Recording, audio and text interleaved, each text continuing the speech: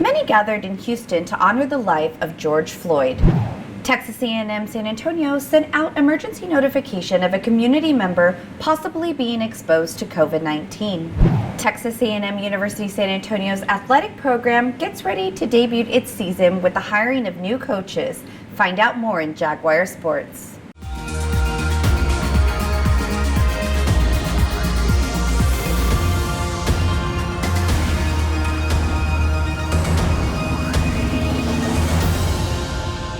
Hello and welcome. We're bringing you the first summer edition of Enlace from the university's May Center for Experiential Learning and Community Engagement.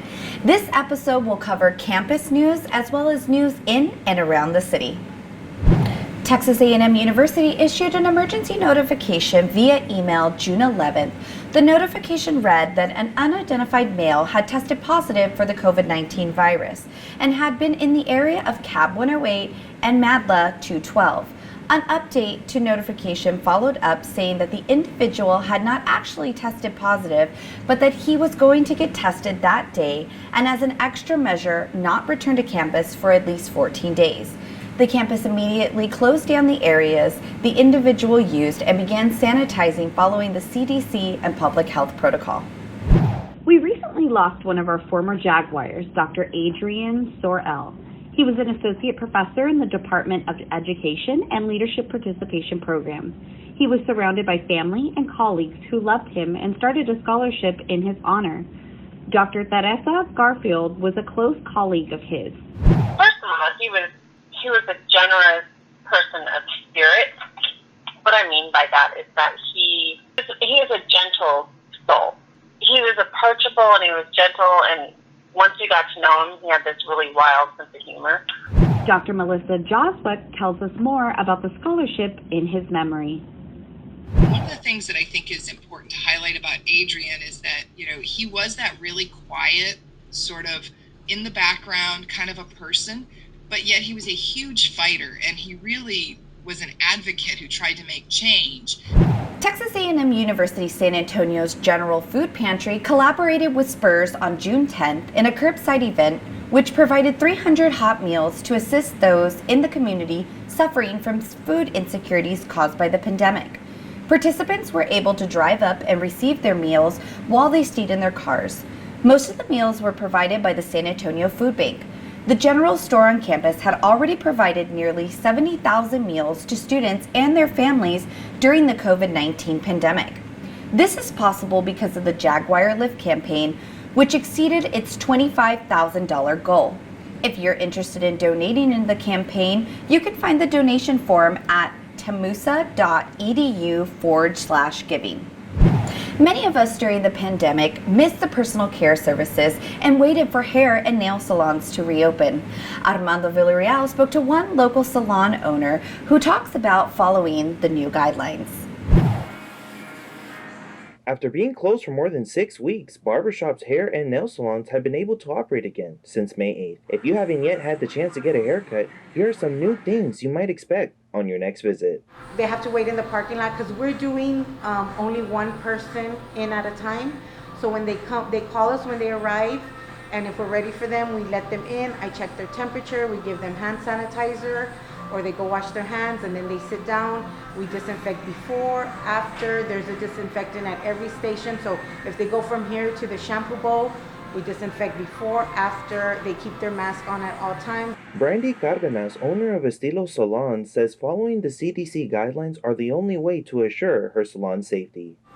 Because a lot of the clients, I feel most of them are being truthful. We do ask if they've been in contact with anybody with COVID-19 or if they've had it, but it is kind of uncertain because some could withhold information. However, some salon owners are making the hard decision to close down again following the surge of new COVID-19 cases.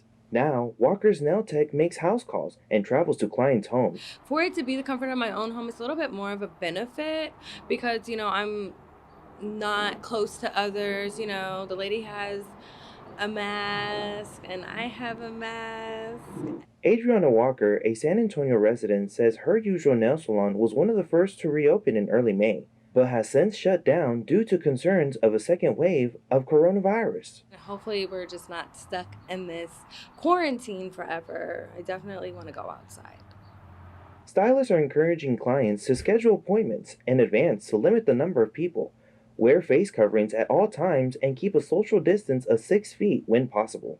I'm Armando Villarreal, Enlace. When we come back, we'll have more on the George Floyd Memorial and see how the protests have impacted our city.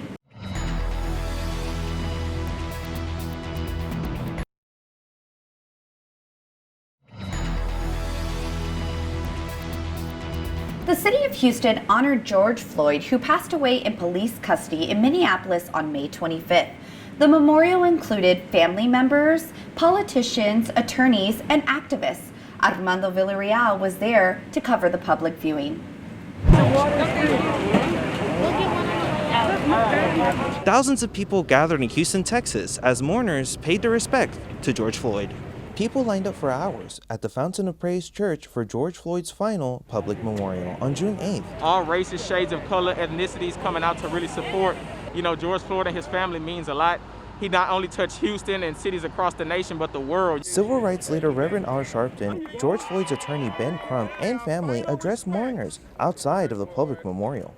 Torturous killing of George Floyd.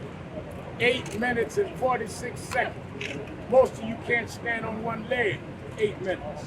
People arrived in buses, waited in line to view the body of George Floyd, then exited to sign the memorial guest book, all while following CDC guidelines.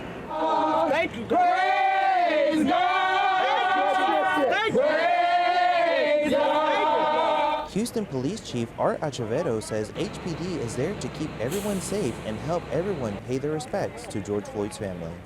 No, just let's not let his death be in vain. Let's not just show up and pay our respects. Let's pay our respect to him and everyone else that has died unjustly at the hands of the police or anyone else by being informed, being engaged, and voting without exception. Johnson says George Floyd's memory will impact the world and live forever. I'm sorry, I'm just so emotional. But it was so beautiful, and I'm glad that I was part of history, able to celebrate. After more than 6,000 attendees, George Floyd's casket was moved to prepare for the private funeral for family and friends on June 9th. George Floyd will be buried in Houston Memorial Gardens in Pearland, Texas, the same location where his mother was laid to rest. I'm Armando Villarreal, Enlace. Armando Villarreal spoke to one former constable who weighed in on her opinion on police brutality.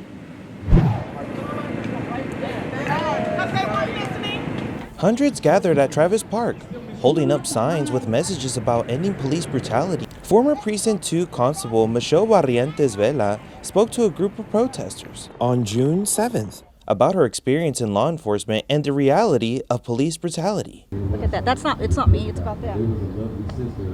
That's what it's about. The injustice that's being done across the nation, within our communities. The lives are being lost at police brutality that's not being discussed more and more by elected officials. Vela says as a wife, mother, and grandmother, it was hard to watch the death of George Floyd on social media. It is hard for me to watch a man die in front of the TV, slowly, by hands of law enforcement.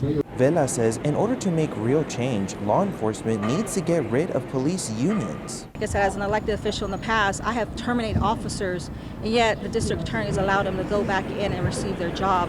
We have one of those officers that is a captain of a law enforcement department who is a corrupt deputy. Now that's a problem for me. Vela believes city officials need to make a stand and fight against police brutality. So I am calling out to those elected officials. I am calling out to the county judge. I'm calling out to the mayor, the sheriff that's in charge. Any of those guys, they also have an oath. Barrientos Vela says she loves sharing her truth to the community and that she does not need a job title to do so. I don't need an office to be a strong leader. I don't need an office to come out here and hear what my community wants and needs. And I have no hesitation to put on handcuffs and shackle me if you want to, because I'm going to speak for my community and I'm going to continue to speak on my behalf. Protesters called for city council members to create a police reform that would possibly move funds from local law enforcement to several other city departments. I'm Armando Villarreal, Enlace. One local business owner hosted a community block party in celebration of Black Lives Matter. During the event, armed protesters stood across the street, causing unease. Armando Villarreal was there. Echo Public Relations, a local business in downtown San Antonio, hosted an event to bring love, togetherness, and unity on June 6th. We had people here that we didn't even know. We had people here we invited up off the street. We had people here that came because I put up a post that said these signs in my window are getting heavy and I would love for you to come and help me hold them up. After hours of dancing and celebration, a few men posted across the street, causing concern. It's very intimidating to look out across the street and see guys with assault rifles and just what they call them, multi-bullet guns. Christian Reed Ugba walked across the street to have a conversation on why they were there. Jay, one of the armed men, says they're just concerned private citizens, protecting businesses from looters, not protesters. Yes, whether black or white, you should go out and protest and watch out for looters. If you see them and they run with you and they act like protesters, tell them to get the hell out. Reed Ugba says as a local business owner, she does not remember calling anyone to protect her establishment. Why do you need so many protective devices? To what in your past affected you in a way that you need to you have a need to protect a space that you don't own? Jay says people shouldn't be worried because they are only there for one thing: looters. They ruined the memory of George Floyd, and they need to stop that. Protesters first. However, some people can't help but to feel threatened by armed men standing across the street. These are just citizens who think that they have this right to run the streets with guns in a way that a black person or a Latino person would never have the space to do. Reed Ugba, owner of the PR firm, says she hopes having events like these set a trend of appreciation for black culture in the community. I'm Armando Villarreal, Enlace.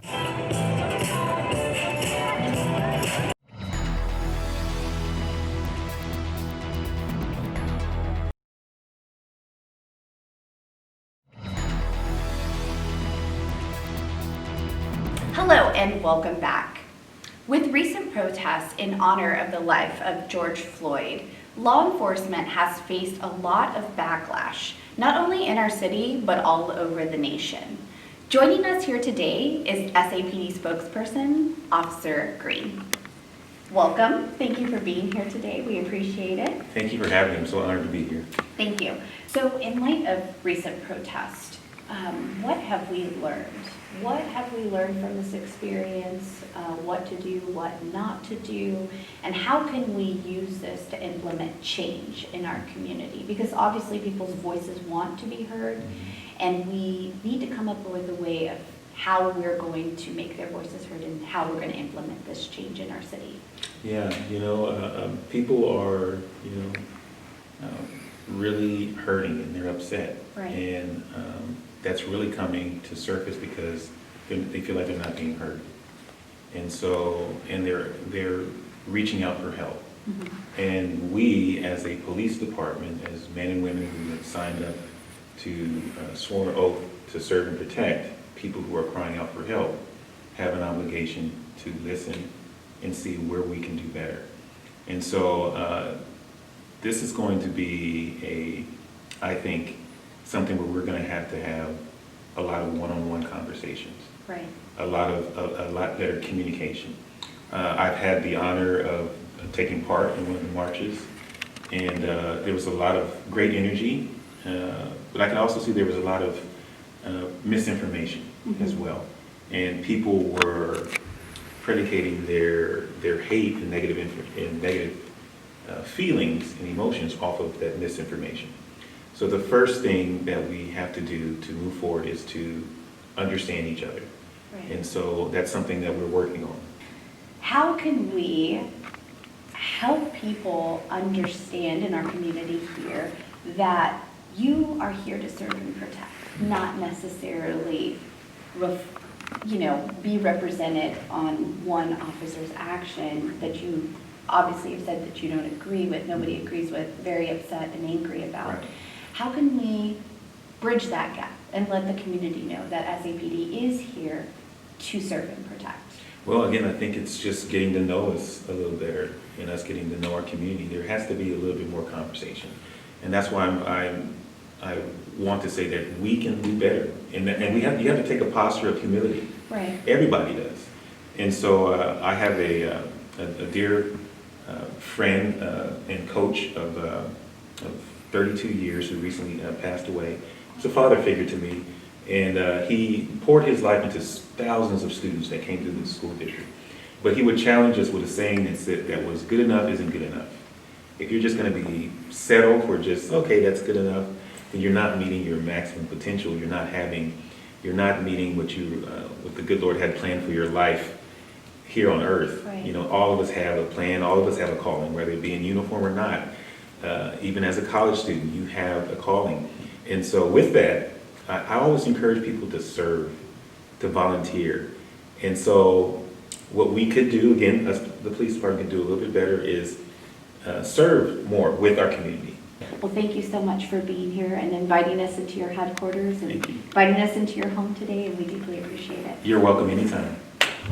Several protesters gathered downtown San Antonio to honor the life of George Floyd and to protest police brutality. After the peaceful protest, unfortunately, the night ended not so peaceful. Armando Villarreal brings us more.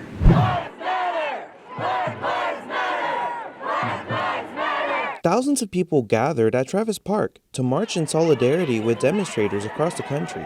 Large crowds of protesters took to the streets of downtown San Antonio on May 30th, following the death of George Floyd.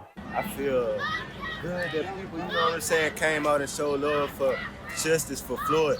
Attendees carried signs like Black Lives Matter and chanted "No justice, no peace." We just want to be treated fairly and treated right in a system that's broken and built for the majority. That's what we want. And people try to dissuade that, and that's not the case. We're not trying to be violent and everything, but you gotta understand this is anger and frustration from years and generations and generations. Protesters then moved to Alamo Plaza, where demonstrators faced police officers in riot gear. People were throwing water bottles and yelling at police officers. All Black Lives Matter. I feel like we were being peaceful long enough, and now you have to understand why we're acting the way that we are.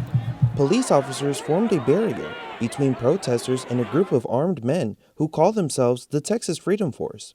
However, some protesters say it's not right for people to bring weapons to a protest. The cops are protecting the people that have the guns to their back. That's not right. But they're scared of us. We're going to do something to them. Once people began looting local establishments, law enforcement began throwing tear gas at the protesters. We're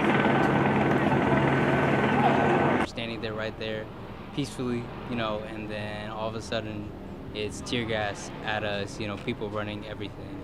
After the peaceful protest turned into violence, city officials issued a disaster declaration and a curfew for the downtown business district and Alamo Plaza. I'm Armando Villarreal, Enlace.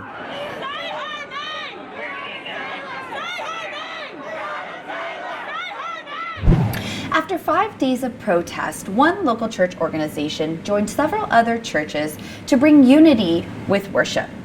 As the night progressed, many protesters stayed after curfew. Armando Villarreal tells us more. Various church groups gathered at Travis Park to pray and protest two things: change and equality.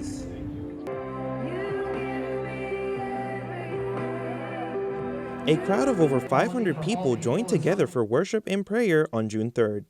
So I like how everybody out here is getting together, different churches, coming together as one in Christ.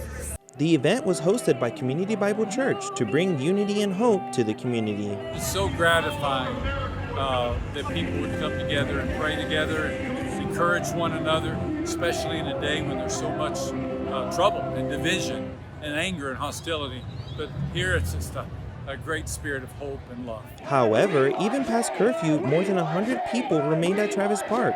Protesters began calling out people with weapons and saying they didn't want them present at the protest. I just see it as a stick, man. Just a walking stick, you know? If I have to defend myself, I'm gonna use it.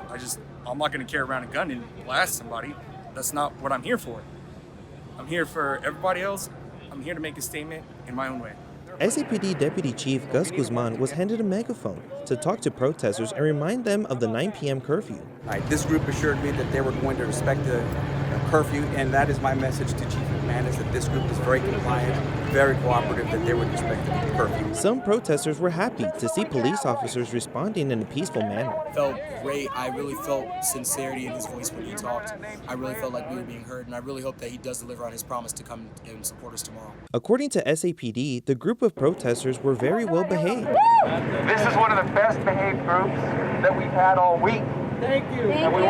However, people stayed protesting till midnight at Travis Park, disregarding the downtown curfew. I'm Armando Villarreal, Enlace. United we stand! United we fall! United we stand! United we fall! One prominent Cowboys player tested positive for COVID-19. Find out who, up next in Jaguar Sports.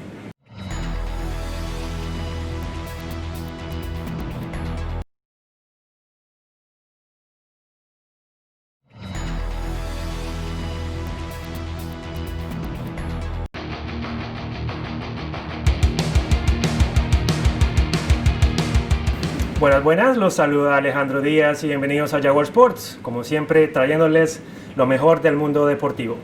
Empezamos con noticias de los Cowboys de Dallas y es que se dio a conocer que varios jugadores dieron positivo al COVID-19, dentro de los que se encuentra el acarreador estrella Ezekiel Elliott. Su agente Rocky Archenox confirmó la noticia y además agregó que el jugador no presenta síntomas y se siente bien. Por su parte, Elliott usó su cuenta de Twitter para lamentarse por lo que él considera fue una violación de la privacidad al hacerse público este reporte. Pronta mejoría para él y el resto de los jugadores. Pasamos ahora a la duela de la NBA, ya que la liga anunció el plan con el que se espera reanudar sus actividades en la ciudad de Orlando a partir del 31 de julio.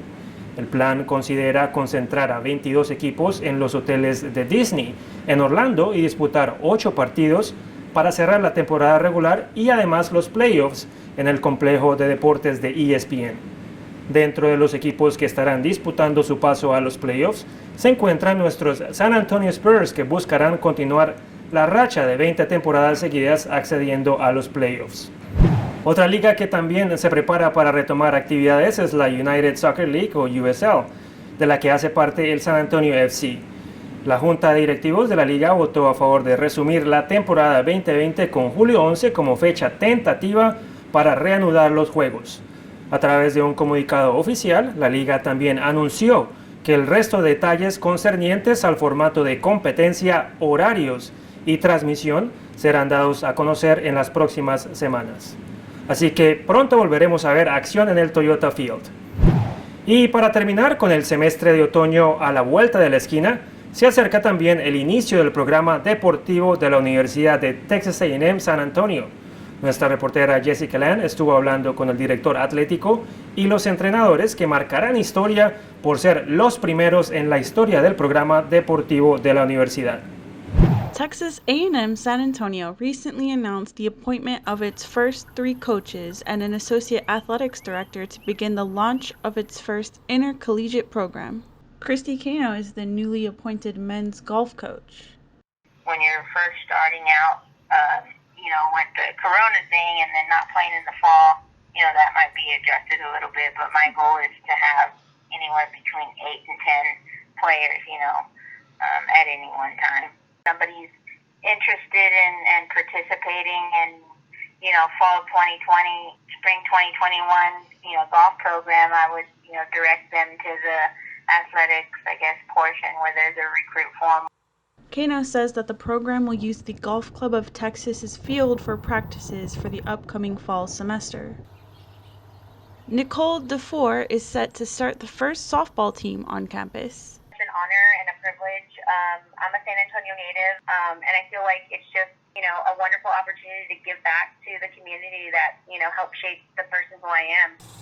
To begin the university's first women's soccer team, Leslie Pierce is ready to start playing as soon as possible. Yeah, I'm ready to go. I'm ready for summer to be done. I'm very excited to be here. I'm originally from Austin and I was in San Antonio all the time for games and tournaments, and it's a great city. It has a great soccer atmosphere. Currently building a soccer field as well as the softball field. They're both under construction right now, and it should be finished, I was told, if everything goes well and smoothly, the end of July, kind of the beginning of August.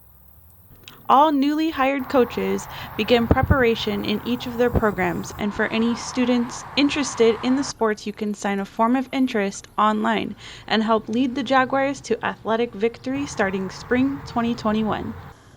With Enlace, I'm Jessica Lann. Bueno, esto ha sido todo por hoy, pero los dejo en manos de Amanda, que nos trae un nuevo capítulo de Located Loco.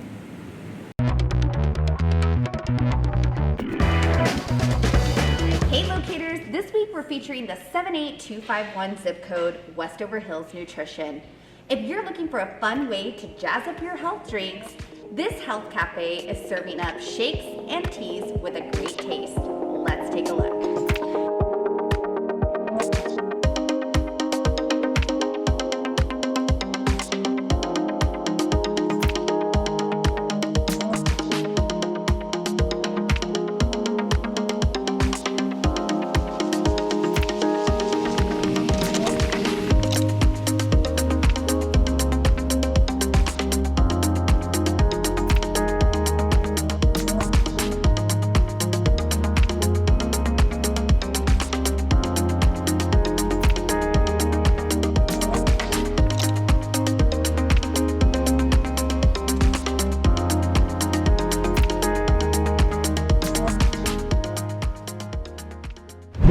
Faith has a lot to do with it, and I went to business college not knowing why.